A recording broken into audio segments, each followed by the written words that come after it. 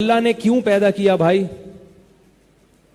میری مان کے چلو. اب جہاں اللہ کی مان کے چلنے میں یعنی اللہ دل جوڑنے میں اللہ خوش ہو رہا ہے تو دل جوڑنے کا کام کریں گے. جہاں دلوں کے توڑنے میں اللہ خوش ہو رہا ہے تو ہم اللہ کا دل نہیں توڑیں گے, مخلوق کا دل توڑ دیں گے, مخلوق کا توڑ دیں گے. اس سے بہت سارے مسائل حل ہو گئے, بہت سارے مسائل. خواتین کے فون آتے ہیں, میرے میاں مجھے پردہ نہیں کرنے دیتا, میں کیا کروں, ناراض. میں کہ ناراض کر دو اس کو. کیا خیال ہے بھائی؟ پردہ تو پہلے اللہ ہے, میاں بعد میں. کیا خیال ہے بھائی؟ ساس پردہ نہیں کرنے دینی, ساس ہے بھائی تو بھائی نہیں مانو ساس کی, پردہ کریں گے ہم. باقی وہ ایک الگ بات ہے کہ اس میں کتنی ہمت ہے, وہ ایک الگ چیز ہے.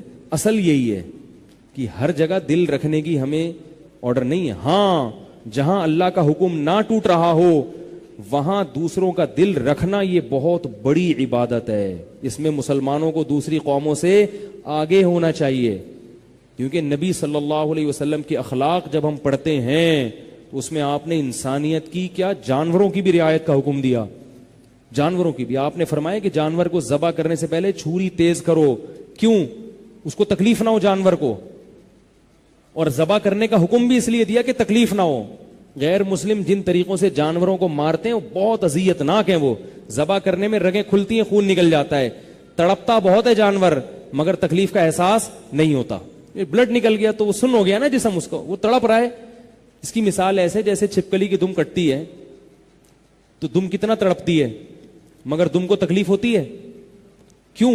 دم کے پاس دماغ نہیں ہے اس تکلیف کو محسوس کرنے کے لیے, اور دم جو تڑپ رہی ہے اس کی تکلیف چھپکلی کو نہیں ہوتی, کیونکہ چھپکلی کے پاس اب دم رہی نہیں ہے.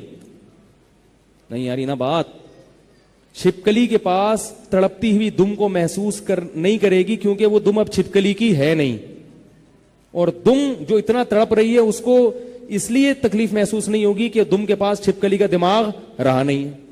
تو بالکل ایسا ہی ہوتا ہے جب ہم جانور ذبح کرتے ہیں تو بلڈ کا سرکولیشن دماغ کی طرف ختم, دماغ سوچنا ختم کر دیتا ہے, اس کو تکلیف کا احساس نہیں ہوتا.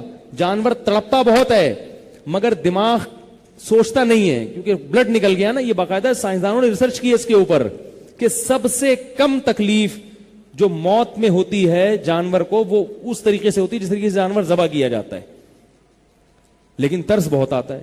اور ان کے ہاں جو طریقے ہیں نا مارنے کے, ترس بالکل نہیں آئے گا, اندر سے بیچارے کا بیڑا غرق ہو جائے گا اسے. تو جب جانوروں کے ساتھ حسن سلوک کا حکم دے دیا اور اس میں بھی اعتدال سے حکم دیا